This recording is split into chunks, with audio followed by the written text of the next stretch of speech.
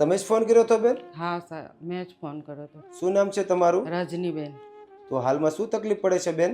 મારા હસબન્ડને 6 વર્ષથી kidney fail થઈ ગઈ છે ને એમનું ડાયાલિસિસ ચાલે છે અઠવાડિયામાં 2 વાર. અને અને તે એમનું ડાયાલિસિસ કરાઈને હાથની હાલત આવી થઈ છે.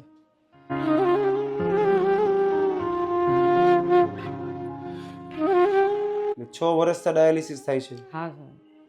તો આ ડાયાલિસિસ કરાવવામાં તો ઘણી બધી પીડાઓ નહીં થતી હોય બેન? હા, એમને ત્યાં બેડ ઉપર જોઈને હું જોઈ નહીં શકતી એમને. ત્યાં આગળ એ રીબાઈ છે, ઘણીવાર પીડા થાય છે, ઘણીવાર બૂમો પાડે છે, ત્યાં બીપી વધી જાય છે, ઠંડી ચડે છે, ત્યાં દવાખાનામાં ડૉક્ટરો ભેગા થઈ જાય છે. એ બધું મારાથી જોવાતું નથી.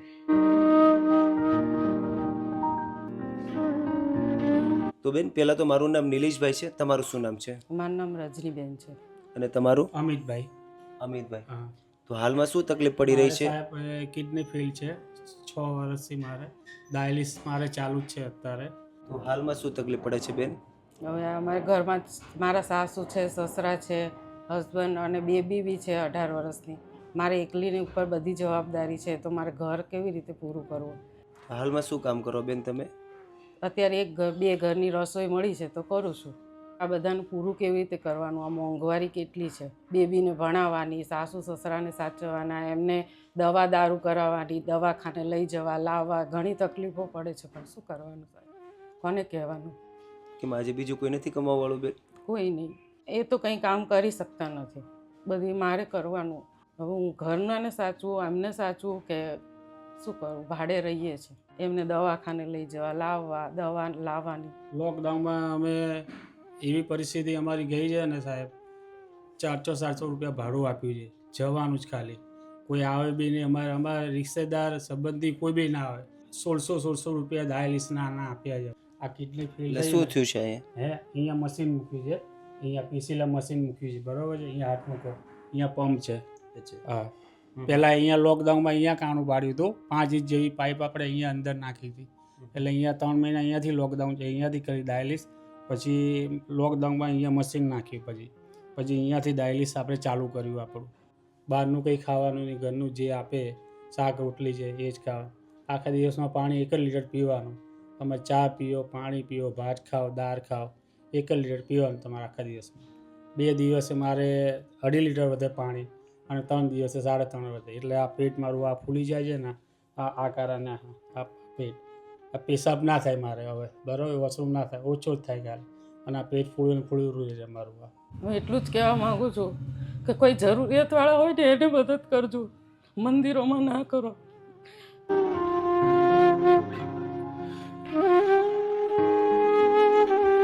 મંદિરમાં ભગવાનને બહુ દેનારા છે, જરૂરિયાત હોય ને એને દો તો એ એમની હાથેળી ઠરશે ને તમને આશીર્વાદ આપશે. કેમ આજે તમારી એવી રીતે શું તકલીફ પડે છે બેન? મારા ઘરવાળાની તકલીફ છે એ મારાથી જોવાતી નથી. એમને દવાખાને લઈ જવાના, એમની કિડની ફેલ છે, એ રીબાઈ છે, એ તડપે છે, એ મારાથી નથી જોવાતું. લોકોના મેણા ટોણા પૈસે તકલીફ વેઠી છે. ભાડે મકાને કોઈ ના આપે કે ઘરવાળા બીમાર છે તું કેવી રીતે ભાડું આપીશ મને કે. અને આ રૂમ ભાડાનો છે કે બેન? ભાડે રહીએ છીએ. કેટલું ભાડું છે બેન? 5000 રૂપિયા. એ બી સંબંધી છે એટલે, નહીંતર કોઈ ભાડે ના હાલે મને. કેમ કે કમાનારું જ કોઈ નહીં. આ કમાવાવાળા બીમાર પડ્યા છે, 2 સાસુ સસરા ઉંમર લાયક છે, એ બી કામ ના કરી શકે. તો કહેશે તું ક્યાંથી આલીશ, આટલા બધાનું પૂરું કરીશ કે મને ભાડું આલીશ? એવા દુઃખ કોને કહેવા છે? ક્યાંથી લાવું? રાતે ઊંઘ નહીં આવતી કે હું પૈસા ક્યાંથી લાવું, ક્યાંથી આ લોકોને ખવડાવું બધાને. તો બેન હાલમાં તમને જે પણ તકલીફ પડી રહી છે તો એમાં આજે અમે તમને શું સપોર્ટરૂપ બનીએ બેન? કરિયાણું ભરાઈ દો અને મને મશીન લાવી દો તો હું મારું કામ કરીને આ બધાનું ગુજરાન ચલાવું. આજે તમે આ બધી પરિસ્થિતિની સાથે મહેનત પણ કરવા માંગો છો બેન? હા, મહેનત મહેનત તો કોઈ બહુ કેટલા કરે. મહિના ભરી દેશે મને? 2 મહિના, 4 મહિના, 6 મહિના કરિયાણું તો ખાલી જ થઈ જાય. હું મહેનત કરીશ તો હું કાયમ કરિયાણું લાવીને ખવડાવી શકીશ ને આ લોકોને. એ વાત કામ પણ કરીશ સાચી તો છે. મહેનત કરીશ તો જે કંઈક મહેનત કરશો હા, તો તો તમે આગળ કાયમ વધી પેટ ભરી શકશો. શકીશ આ લોકોને. એ વાત પણ સાચી છે. કંઈક તમારી પાસે રોજગાર હશે તો તમે મહેનત કરી શકશો અને સાથે તમારા પરિવારનું પણ તમે ધ્યાન રાખી પૂરું શકશો. કરી શકીશ. પણ કંઈ વાંધો નહીં બેન, તમે બિલકુલ ચિંતા નહીં કરો. આજે તમે કીધું એ પ્રમાણે કે તમારી જે પણ હાલત છે અને હાલતની સાથે તમે મહેનત પણ કરવા માંગો છો અને તમારી પરિસ્થિતિ તો જાણે ખરાબ જ છે અને તમે કીધું એ પ્રમાણે તમારે રાશનની પણ જરૂરત છે, પણ તમે બિલકુલ ચિંતા નહીં કરતા. આજે તમારી રિક્વાયરમેન્ટના હિસાબે ચોક્કસથી તમને સપોર્ટિવ બનવાની કોશિશ કરીશું. ઠીક છે બેન, તમે બિલકુલ ચિંતા નહીં કરતા. દોસ્તો, હાલ અમે અમદાવાદની અંદર હતા અને તમે દરેક લોકોએ આ પરિવારની વાત તો સાંભળી થશે. હાલમાં 6 વર્ષ પહેલાં ભાઈની બંને કિડની ફેલ થઈ ગઈ છે અને ડાયાલિસિસ ઉપર પોતે અત્યારે કંઈક જીવી રહ્યા છે. આ બેન છે એ ઘરકામ કરીને આખા ઘરનું ગુજરાન ચલાવી રહ્યા છે અને ઘણી બધી તકલીફો અત્યારે પડી રહી છે. પણ બેને કીધું એ પ્રમાણે કે મારે તકલીફોની સાથે સાથે મહેનત કરવી છે. આજે બેને કીધું એ પ્રમાણે કે મને સીવતાની એવું બધું આવડે છે, પણ આજે મારી પાસે મહેનત કરવા માટેનું સિલાઈ મશીન નથી. જો મારી પાસે સિલાઈ મશીન હોય તો હું ઘરે બેસીને મહેનત પણ કરી શકું અને મારા પરિવારનું ધ્યાન પણ રાખી શકું. અત્યારે તો બેને કીધું પ્રમાણે કે મારે મહેનત કરવા માટે સિલાઈ મશીનની જરૂર છે અને રાશન કરિયાણાની જરૂર છે. તો અત્યારે આ પરિવારને જે પણ તકલીફ પડી રહી છે એમાં આજે આપણે ચોક્કસથી સપોર્ટર બનવાની કોશિશ કરશું. તો બસ દોસ્તો, વિડીયો એન્ડ સુધી જોજો અને તમારા દરેક ગ્રુપમાં વિડીયોને શેર કરજો.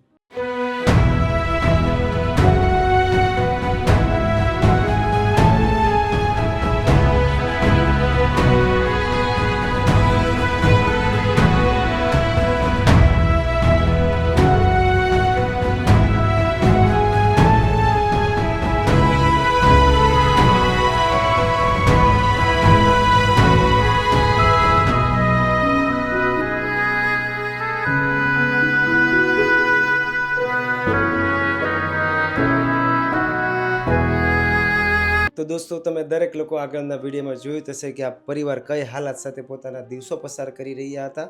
આ ભાઈ છે 6 વર્ષ પહેલાં એમની કિડની ફેલ થઈ ગઈ હતી અને અત્યારે ડાયાલિસિસ ઉપર પોતે કંઈક જીવી રહ્યા છે.